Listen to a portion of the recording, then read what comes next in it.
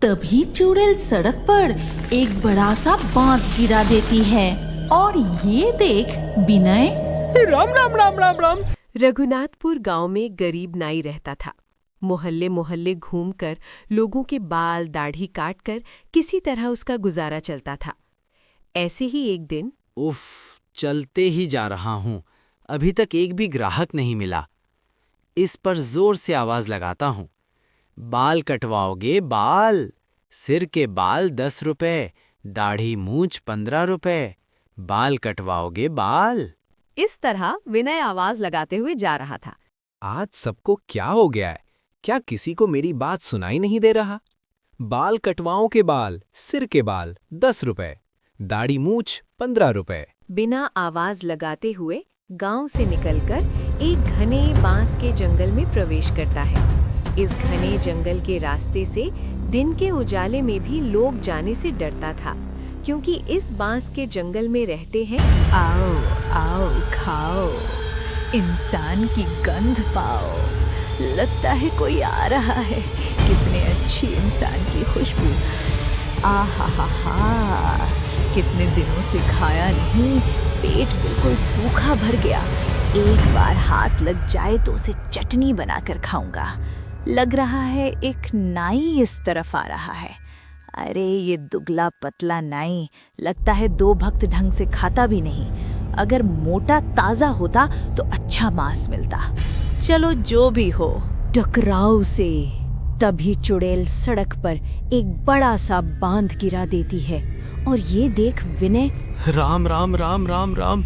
दोपहर को रास्ते पर बांस कौन गिराया? अभी हवा भी नहीं चल रहा, खड़ा हुआ बांस कैसे गिर गया? अब क्या करूं? बांस के ऊपर से छलांग लगा के जाना क्या ठीक होगा?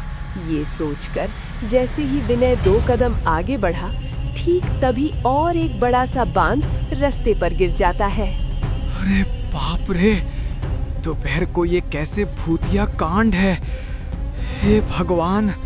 ठीक उसी वक्त विनय नाई के सामने प्रकट होते हैं, वो चुड़ैल और ब्रह्म दैत्य। आजा आजा नाई, मेरे पास आजा, तुझे लेकर सीधा बस के ऊपर चढ़ जाऊंगी।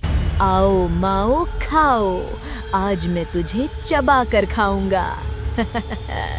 नहीं, ऐसे इन भूतों से बचना मुश्किल है।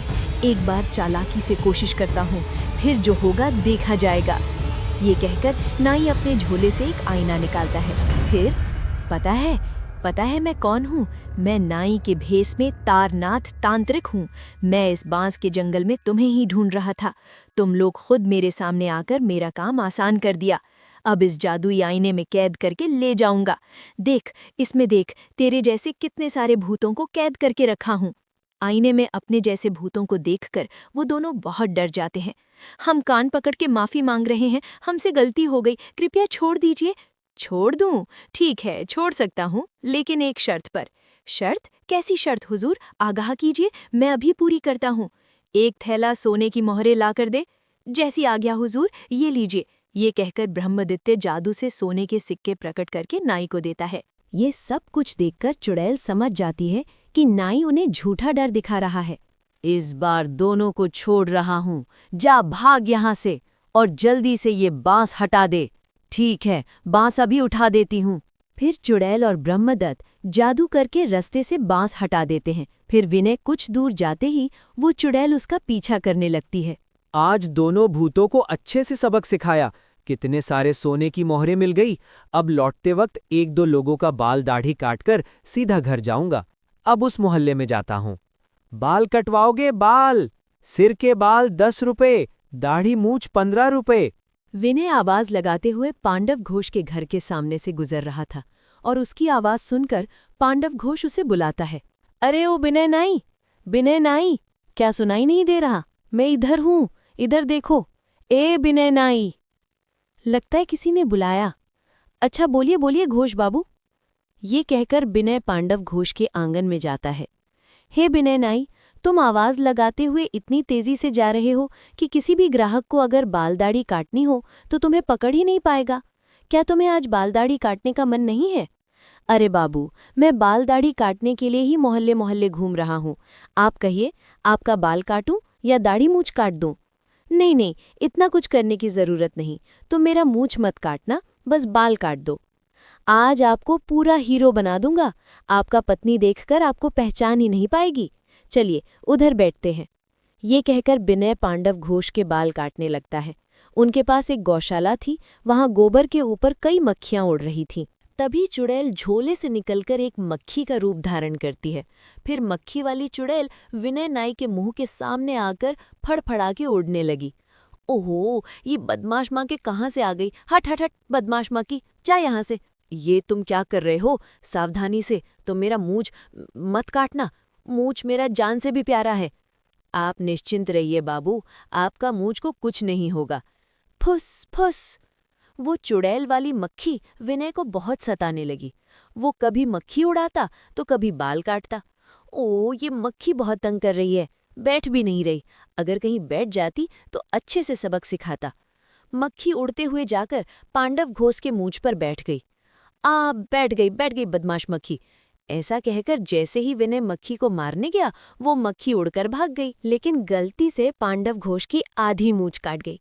मर गई रे, मूंछ तो काट गई। बदमाश नाई, तूने मेरा मूंछ काट डाली। रुक तो, आज मैं तुझे अच्छा मजा चखाऊंगा। तभी पांडव घोष का भयानक गुस्सा देखकर विनय अपनी पोटली उठाकर भाग जाता है। अरे बाप रे, ये पांडव घोष गुस्से में सांड बन गया। भाग विनय, नहीं तो भाग। उधर मक्खी का रूप छोड़कर चुड़ैल उड़ते हुए नाई का पीछा करने लगती है। अब देख कैसे तुझे मजा चखाती हूँ। मैं जाके तेरे घर में आतंक मचाऊंगी। आज मैं अब किसी का बाल दाढ़ी नहीं काटूंगा। इतना लालच अच्छा नहीं है। ये सोने की मुहरे लेके सीधा घर जाता हूँ।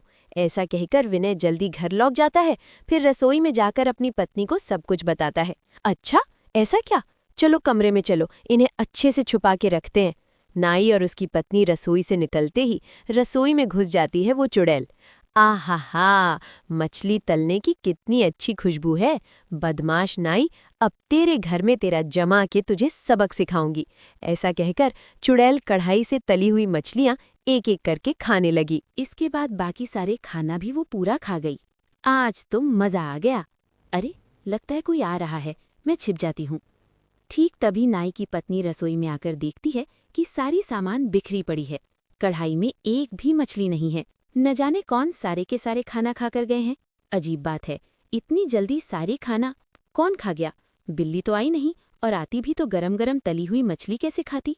ऐसे कई दिनों तक नाई के घर में चुड़ैल का हंगामा चलता रहा। एक दिन शाम को नाई की पत्नी अचानक देखता है कि उनके गौशाला में एक चुड़ैल उनकी गाय का दूध पी रही है और गाय डर से कांप रही है।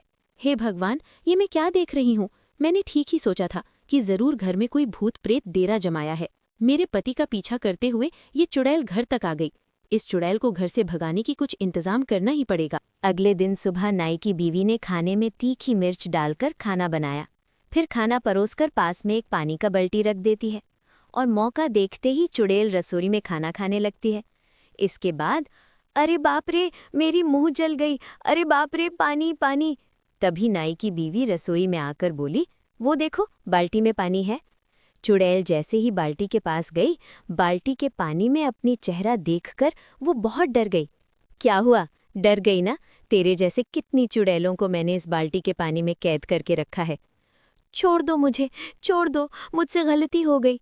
तुम्हें एक सोने की खर्ची बाढ़ दूंगी। जब भी तुम इसे खाली कढ़ाई में रखोगी और जो खाना मांगोगी वही खाना कढ़ाई में आ जाएगी। अब तो मुझे छोड़ दो। ये कहकर चुड़ैल जादू से एक सोने की करछी प्रकट करके नाई की पत्नी को देती है। ठीक है, इस बार छोड़ रही हूँ, लेकिन याद रखना, हमारे घर के आसपास कभी नजर मत आना, नहीं तो बहुत बुरा होगा। नहीं नहीं, फिर कभी इस तरफ नहीं आऊंगी। ये कहकर चुड़ैल वहां से गायब हो जाती है। इसके बाद से नाई और उसकी पत्नी सुख शांति से जीवन बिताने लगे। अगर आप बड़े होकर भी खाते वक्त या रात को सोने से पहले कार्टून देखना पसंद करते हैं तो अभी इस वीडियो को लाइक करके चैनल को सब्सक्राइब कर लीजिए।